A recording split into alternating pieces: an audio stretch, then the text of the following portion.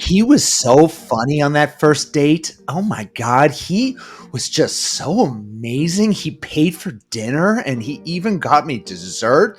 This is going to be the man that I marry and spend the rest of my life with. Right? How many times have Yeah. we heard that? All right, Dr. Love, today we are going to be talking about 6 psychological biases that are keeping you single. And we got you today because you're the psychologist. You're the signature PhD for love strategies. And I think that this is going to be a really, really interesting topic because as you know, Gary, we as humans are deeply flawed and we do not see the world for the way it really is, do we? Not at all. Not only do we not see the world how it really is, we see it how we want to see it. And we Yeah. have no idea that we're doing it. And so I But guarantee I there's don't do people that. Like I'm perfect. Like I don't have a bias myself. naturally, right? And Yeah, neither yeah. do I. And so that's why No. we're really good to talk about this because none of us do these things that all humans do. Totally. We all have these biases, and it's one of those things. If you can be aware of this, then suddenly at least you can try and make the right decisions. Not always going to, anyways, but you can at least be aware. Just being aware that you're flawed is going to at least guide you, I think, in your love life quite a bit.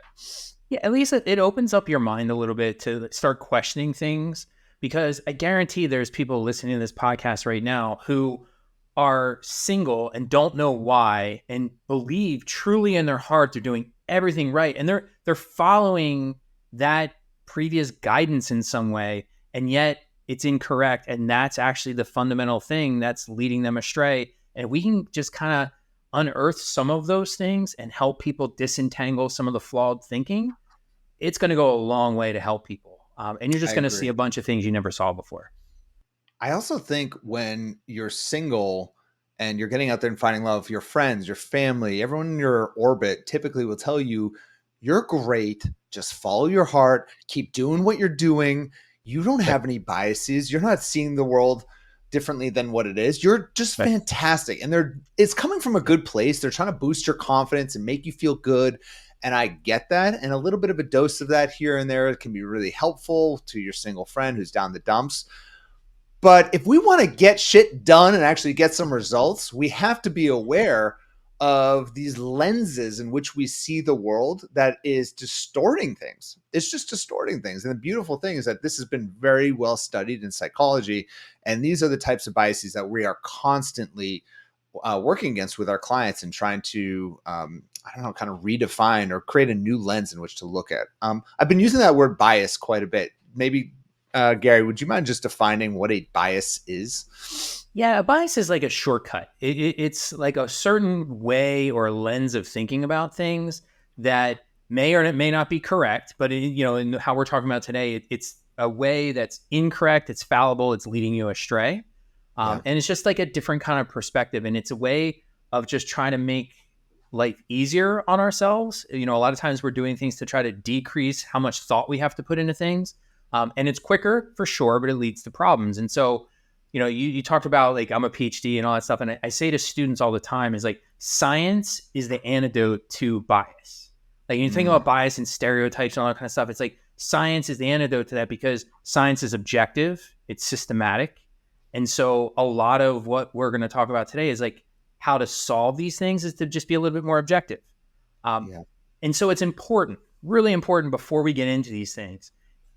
You're going to have every listener at some point is going to be like, I don't do that, or I do that and that's not a problem. I can assure you it's a problem. Yeah.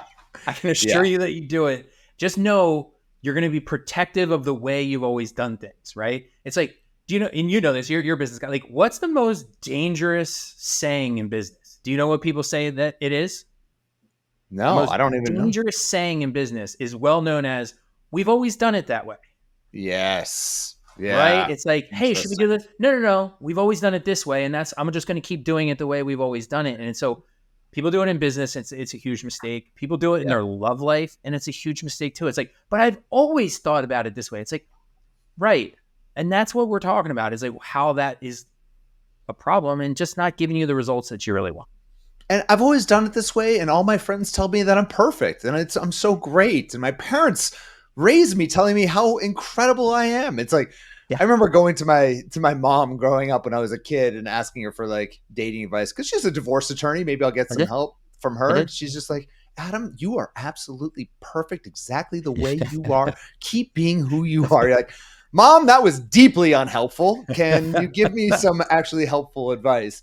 And it is amazing, though, when it comes to these biases, is once you really understand them. And I think I've really learned to understand them just by seeing our clients Prefer. be misguided by these biases.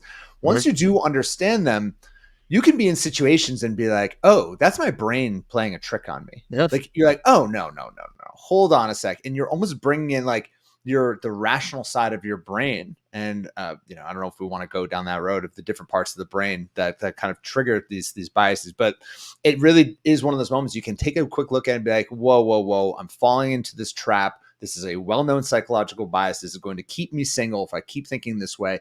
I got to break through that. And so yeah, this is all really good stuff, and this things that everyone can kind of work on in their love life. Yeah, It's great. because fundamentally, what everybody wants is the truth. You want to Yeah. live in reality. And so a lot of these biases operate on like, what do you want to be true, which is not always the same thing as what is true. Right. And just one last thing that I think is important to say that's true is you can be an awesome, amazing, fantastic person and still do all these things wrong. Like it both can simultaneously happen. It's like, just because you do some things wrong, it doesn't mean you're a flawed person. It just means like everyone's got stuff to work on and we can all get better at certain things. I know about all these things and I still catch myself doing several of these a week. Like, cause it's just how you want to craft the world around you to work this way.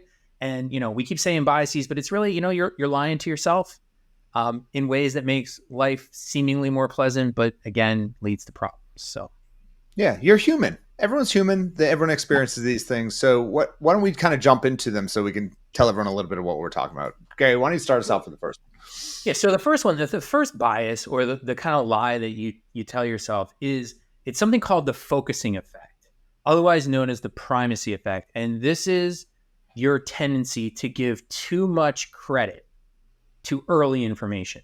Like, so the Mm. initial information you have about somebody or something, you kind of double down on that, and that kind of sets the tone for everything else. It's like, He was you never, so funny on that first date. Oh my God. He was just so amazing. He paid for dinner and he even got me dessert. This is going to be the man that I marry and spend the rest of my life with. Right? How many times have yeah, we heard that? over and over. And like, so you think like, oh, what's the harm in that? Well, if you're giving that first impression too much credit, it can encourage you to move way too fast in your relationship, right? Instead of Right. like being slow and intentional, which is what we always suggest, it's like, oh my gosh, it was amazing. So like, let's go, go, go, go, go, go, go, go. And all of a sudden you've been on 3 dates, you're moving in together, you're now in a full committed relationship a week later. And it's like, that's just setting yourself up for major problems down the road. And so it Right. seems innocent. It seems like, Gary, Adam, don't be a buzzkill. Quit telling me like that I can't just fall madly in love. And it's like, you can, but it's not Yeah. what's best. Well, also Because the then like, primacy effect can work in the other direction as well, which is you might go on a first date or meet a guy. Maybe he approaches you from across the room, but he's really awkward. He's fidgety, and you're like, I'm not really feeling it with this guy. There's something off. He's just not that confident man that I yeah, always thought I wanted. Well, the primacy effect will tell you that he's not right for you, when in fact, maybe he is a perfect man for you if you just gave him a little bit of time to get to know him. Right, Gary? Because yeah. can it work both ways?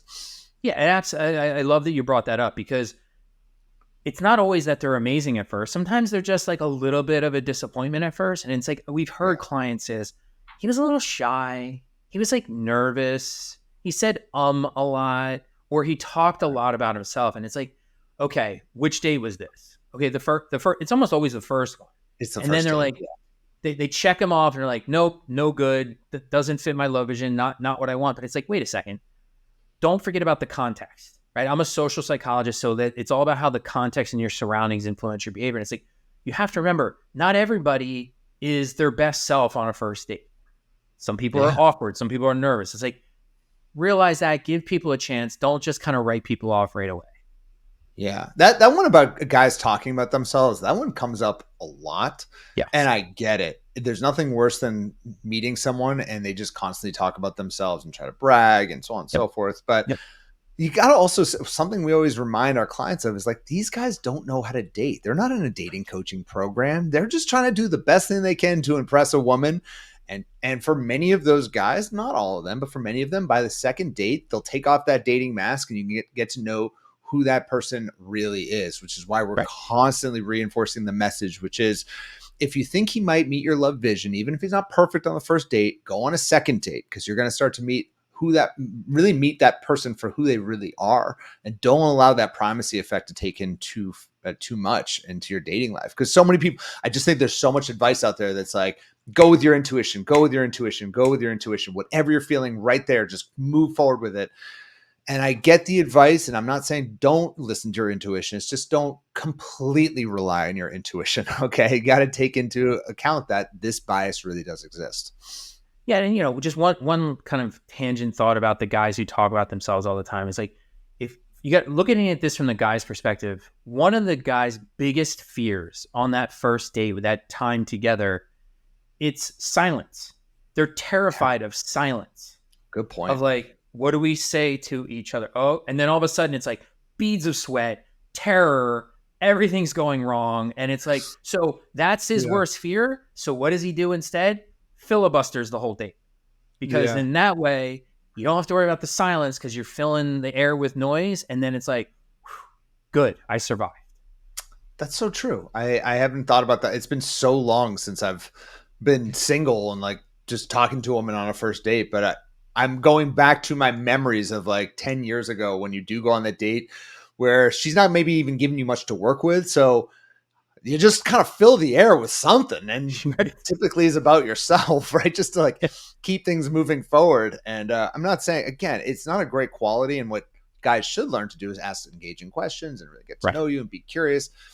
But not all guys are good at that stuff. So give them a little bit of grace. Really interesting point. One more thing I just want to point out about the primacy effect, and this is more later in relationships, is we give too much. Remember, primacy is where you give too much credit to how things started off. And so people will find themselves in a long-term relationship that's just not cutting it. They're in a rut. Things aren't great. It's problematic. It's not going well. But one of the major ways that people convince themselves to stay in relationships like that, and again, it's an unfulfilling relationship, this is not a good situation, is they think back to how it was when they first got together. And they're like, remember how it was when we got, like, it was amazing. You were like, my partner, he's terrible now, but he was amazing when we first met. And it's like, that's true. But here's the thing. The research shows, again, him being awesome at first isn't special. It's not special. It's just not, like, you know who's awesome early on? Everyone. Sociopaths, narcissists. Everyone. Yeah. Everyone. The world's worst guy knows I got to bring my A game at first. The world's worst guy. Every guy knows this. And so, like, when you think back and, like, things were magical at first. We went on dates. We had all this fun. It's like, yes, good, not special. And so what you really have to look at early on is not just primacy effect for the positive things, but, like, think back, like, what were the early signs of problems? And what are the early signs of problems right now in your newly formed relationships? Because the research also shows those things don't go away and they get worse, not better. So you got to focus on that stuff too. Yeah. Which brings us to just the age-old principle that we are constantly preaching, which is little love step number 5, which is to pace, give yourself some time. Don't jump in too quickly. Don't make decisions that you can't go back on because you went on a couple first dates with a guy. Don't find yourself living with him, buying a car with him, buying a house with him within 2 months of getting to know him. Take your time, move slow, pace. It gives you an opportunity to see who that person really is. And honestly, you don't really know a person until you've been in a committed exclusive relationship with them for an entire year. You really don't.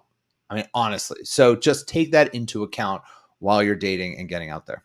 And, I think the other thing is, a couple of these biases we're about to talk about, these things all factor in too, right? And so we care a lot about early information. That's primacy effect. That's the focusing effect. The next one that we have on our list, number 2, is choice supportive bias, which is like a fancy, annoying, jargony term that basically just says, we like to say, look, I was right. right? We like to be right. We like to, like, after we make a decision, we amplify or give more credit to the places where we were right, and we downplay the negative aspects of things. And Yeah, and he can be a little emotionally abusive, but like he brought me flowers 2 months ago. Like, remember that time when he did that? It's like, what? What are you talking about? This guy sounds awful. Well, no, he does nice things every once in a while. And just finding any type of evidence that supports that this person is right for you. We've all done that. I'm sure you've even done that, Dr. yeah, Gary. and we like to, after the fact, just justify that we made the right decision and we're doing the right thing. Like, I had one person before talking about their relationship. She went on and on for a good 15 minutes about all the ways the guy she was with was completely awful, emotionally unavailable, all like the greatest hits of all the worst things, right? And then she said, so I said, why are you staying with him? And her response, dead serious, was, he's a really good mechanic. Wow. That And I was is like, quite the low bar. That's a new level of having a low that, bar. Interesting. and it was like, this is exactly like, you're looking for any excuse. She's looking for any excuse to just say like she's made the right choice. She found this really special quality that he has. And it's like, it clearly when you're sitting on the outside, it's really, really obvious what the other person's doing. But like, I can promise you, she didn't see what she was doing at all. She was like, Yeah. mechanic, awesome, all these other things. Like, oh, okay, we're even. Like, I'm doing okay. And it's this desire to be right. It's so important. And so, other ways people do this with their partner, like they kind of know, like, my partner's not great, but then they have to kind of justify it, right? They got to support this thing to show that they're right. So they say like, well, I can't do any better. There are no other good guys out there. So I might as well just stay. And like, that shows that I'm making the right choice, which again, clearly is inaccurate. Yeah. I think it's just important to not be defined by your decisions in life. Like sometimes we'll Yeah. make decisions such as what profession we're going to pursue. Then you find out in Mhm. a couple of years it was the wrong decision. It just wasn't right for you. Don't be defined by your decision. Be willing to make a change. That's what life is all about. If you decide to move somewhere and you sell your house and you make this big grand move across the country, you find out 3 months later it was a terrible move. I've done that. You move on. Just don't be defined by your decisions. If you end up marrying someone because you jumped in too quickly and you find out pretty quickly this guy is not right for you, he's just not right for you. It's okay. Don't be defined by that decision. You can change your life at any given time. And if we just understand this human condition, which is we're always trying to defend our decisions, just fight back on that and just realize that it's okay. We all make mistakes and be willing to move on, especially in relationships, but in any area of life. I I love, love, love, love that, because it's one of those things, like, people are so negative about flip floppers, people who said one thing and thought one way and now they think something different. And it's like, for whatever reason, we consider that a negative, but it's like, in what world, when you learn new information, would you not want to update your opinion, perspective, thoughts, behaviors, etc.? Right. And Yeah. like, that's going to happen all the time in relationships. Early in a relationship, very little. As you learn more, you should reserve the right to make a different decision now that you have different information, more Yeah. data, better decisions, better outcomes. It's like a basic, again, I'm kind of getting back into the science side of it, but it's like, that's really important. It's like, when you get more information, you should revise your opinion. Yeah. Right. It's good stuff. Cool. Keep moving All on. right. I So the love this next stuff. one, we have here, the bias, is this idea of sexual overperception and the other side, sexual underperception bias. And This is my so, favorite. right, Yeah. sexual overperception. What's that look like, Adam? Well, that's men walking down the street, looking at a woman, getting any type of eye contact, and he thinks to himself, damn, she is into me. She wants every part of me, my body, my biceps, my butt. Us men, we are walking around just thinking that women are totally into us. Yeah. Right, And Gary? you know what What's she's up? thinking? What You know is what she thinking? that same woman that you just passed on the street, she's like, why is this creep looking at me? And like, she's just making a smile to like make it less awkward. Yeah, Right? I'm not into that guy. Whereas the opposite is true, whereas if a guy is going up to a woman, maybe talking to her, approaching her, she underperceives interest from him. She'll think, well, he's not really that into me. Does he like me? Does he not like me? I'm not really sure. And I think it may come from a level of confidence. I'm sure we can get into like the evolutionary psychology of this, of why men might be more like over perceptive, whereas women are under perceptive. But essentially, men are going around thinking all women are into them, and women are going around thinking that no guys like them when they really do. Yeah, the women under perception of sexual interest, I can't help but think, and I'm sure you've probably seen it, the TV show The Office. Oh, yeah. Right? Like in The Office, there's Jim and Pam, and it's like, Pam the entire time had no idea for the longest time in that show that this guy Jim was actually interested in her. And he's like hanging around her desk and doing all these things. Yeah. And it's like, I just think like the whole, like, what does she think he's doing? Right. Like this whole, what, like really? And so here's the thing, to solve this one for women listening to this, guys don't want to be your platonic friend. Nope. They just don't. Nope. They're not interested. It's not like a guy's out there, you know what I want? I want a female friend. Let me go pal around with her. And nope, it's not that at all. There's always interest. If he's taking the time, there's interest. If he's spending time with you alone, or trying to spend time with you alone, if he's single and you're single, he's interested. That's it. Absolutely. Pretty simple. And just know that you have a bias towards under perceiving interest from men. That's very, very important. So keep that in mind whenever you are talking to a guy, flirting with a guy. I always say the AAA effect. Always assume attraction. Always assume that he's attracted to you, because he probably is, honestly. And you have a bias to think that he's not. Yeah, and some of that just comes with something else we talk about a lot, is just like, be a little more confident. Of course, guys are going to be attracted to me. Like, that's how you want to approach. Because guess who? Guys all approach it that way. Of course, of course they like me. Women need a little bit more of that, right? To just kind of like help notice some of those things that are going on and just be a little bit more accurate. So the fourth bias, this one, we kind of structure these. This is, I think, the biggest one of them all. We kind of nestled it in the middle to give like the juicy center of all these biases, but it's like, this one's confirmation bias. We talked about how people want to be right. Confirmation bias is where you seek out information that shows you are right. Right? You seek out the things that agree with you, and you avoid anything that doesn't agree with you. Because fundamentally, we don't want to update our beliefs. We just said a second ago, we don't like flip-floppers. We don't want to like change our opinion about things. So the easiest way to not change our opinion is just look for things that agree with us. Right? Yes. And so if some of the things we're saying on this podcast don't agree with how you think about things, you're more inclined to want to turn it off. Yep. But if a lot of what we're saying does agree with you, you're like, yeah, guys, this is awesome. Right. And that's a confirmation bias, because you're trying to stay the same because you don't like change. Right. And this is true, since we're going into a political season. This is true in politics. People are very much so. When you have you already have a belief system in place, maybe you're a Democrat, Republican, whatever it is that you are, you're only going to look for evidence that supports your pre-existing beliefs. And the thing is, people do this in love all the time. They even do it with love advice. Like, if you're talking to a guy and he's late for a first date, okay, and you really like this guy and you don't want to lose him, you're going to go look on the internet for any advice that supports that it's a good thing that he was late for the date. Like, and you're going to look past all of the advice that says, ooh, this is low character. This is something that's, he should at least be more communicative. No. You're going to look at that one article that's like, oh yeah, he actually really likes you. That's why he was late.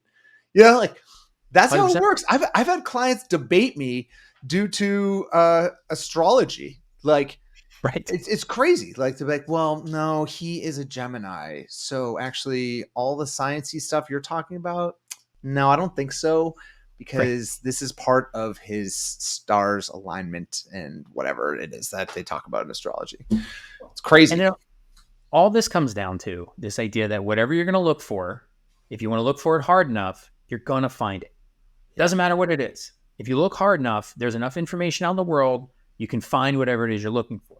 And so when this comes to dating, this is super important, because if, again, first impression, like you just kind of decide like, this guy's a little awkward.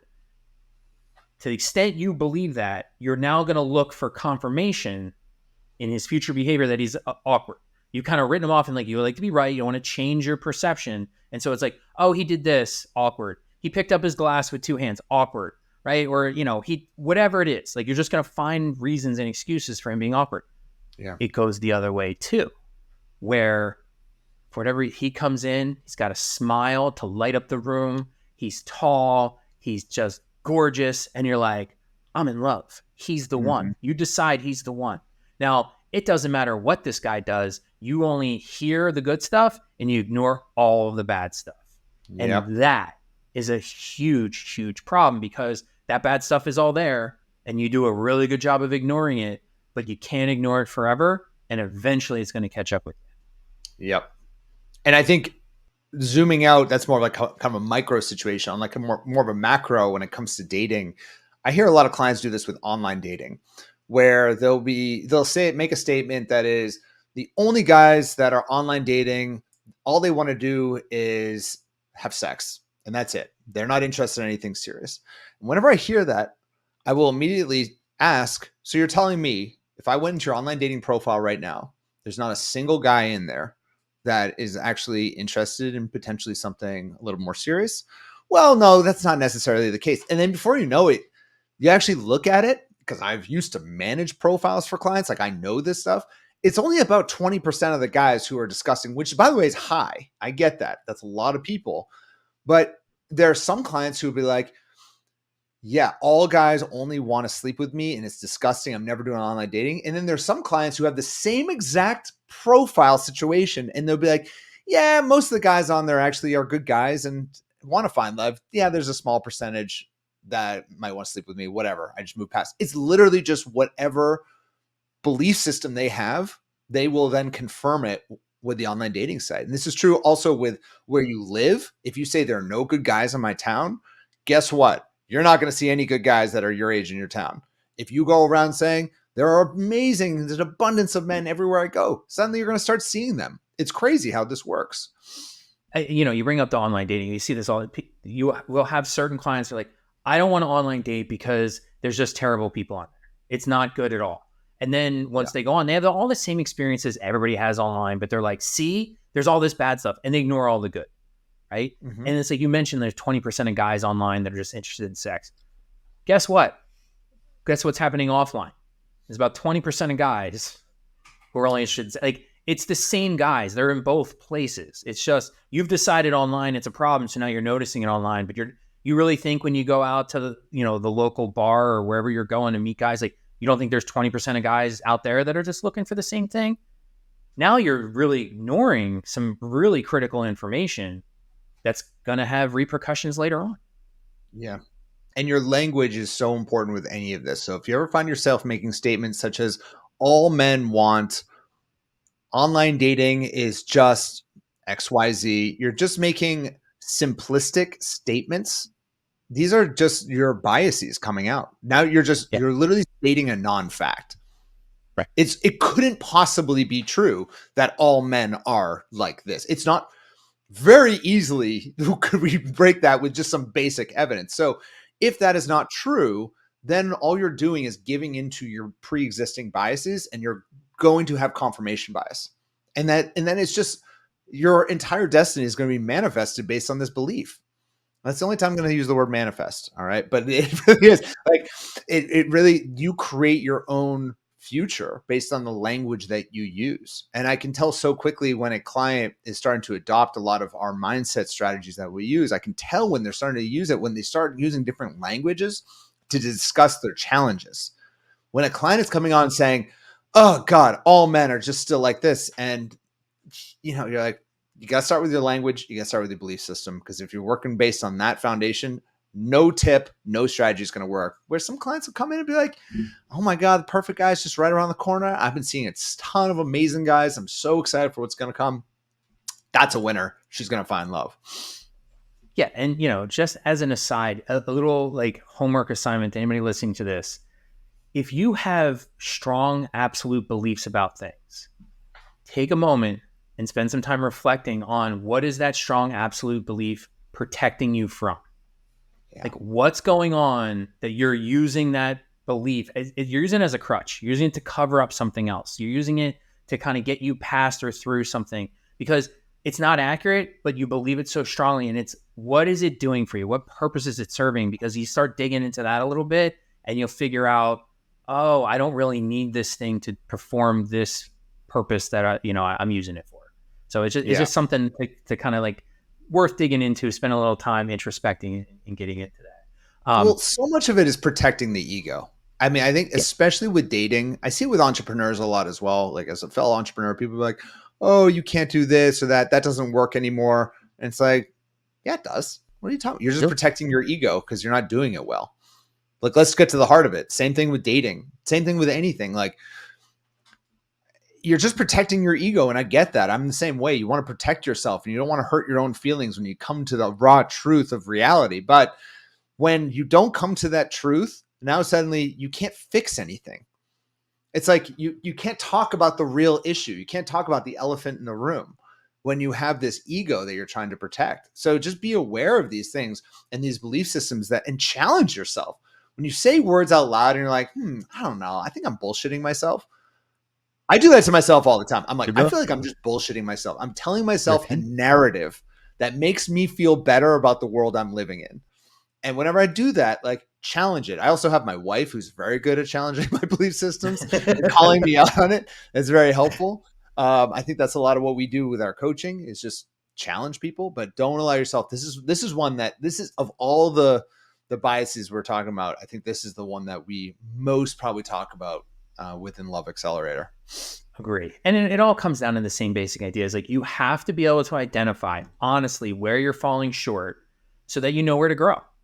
And Yep. that's what it's all about. It's not about whether you're perfect or anything, because no one is. It's like, are you getting better? And you got to work on getting better. Yep. One of the things you said in there that I really like about all these biases in general is like, it's all about simplifying life, right? Mm-hmm. And so the fifth one is just basic stereotyping. We all kind of know what stereotyping is. It's really just an overgeneralized belief about some facet of a person, right? About the person themselves or something about them. And really what you're trying to do is, like, by learning one thing about them, you then springboard into a constellation of beliefs that go along with this thing. So it's like, oh, here's one that just came up recently. It's like, women were talking about looking at online profiles and what it means if a guy has bad grammar in his online profile or a typo or a misspelling. And it's like, What do they say? they were convinced this means he's low quality, uneducated, unsmart, horrible, no good, rotten. Like, to me, it sounded like the world's worst crime. And it was like, it could just also be that he was a little sloppy. It could just be he had a typo. And it's just like, you're Yeah. taking one thing and you're letting that spin, and it seems harmless. But when we do it about groups of people, we know it's wrong. But like, when we do it about one little thing somebody does on a date, it seems justified because, like, we know if you use the wrong fork at a meal, you probably live in a cave. Yeah. Yeah. And definitely, like, depends. I know some clients that, like, if there's one little spelling mistake, they're done. Yep. Obviously there is a degree to which the grammar is terrible. If he's saying like, Sure. I want to see you soon, and he's using the letter C instead of anything else, I don't know. I can't do that. But hey, I think it depends on your level. But I agree with your point there that, like, give the man a little bit of grace. The one that I love the most when people stereotype is based on jobs. Like, they're like, yeah, I don't know. I had this guy ask me out. He's a police officer. I don't know. I dated a police officer 10 years ago. They're the worst. Wait. Yeah. So you're saying that all police officers, all of them, are the worst based on dating one police officer 10 years ago? Is that what you're telling me? Just want to be clear. Yes. No. Jobs are a big one for Yeah. stereotyping. And the thing is, we just have to be aware of all the places we do this in dating, right? It's with marital history. And people find something to be stereotyped about, whether they've never been married, ooh, major problem. Whether they've had a divorce, ooh, major problem. Whether they had a whatever. I mean, it's all kind. Where they have kids.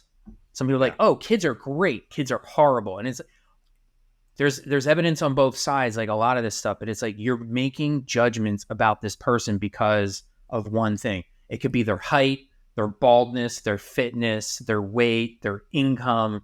But it's like you're taking one little piece of information and then spinning this narrative out of it and making conclusions that just may not be true. And it may be keeping you from a really fantastic person because you're writing them off because they're, have a bald spot. And you're like, yeah, bald guys are terrible.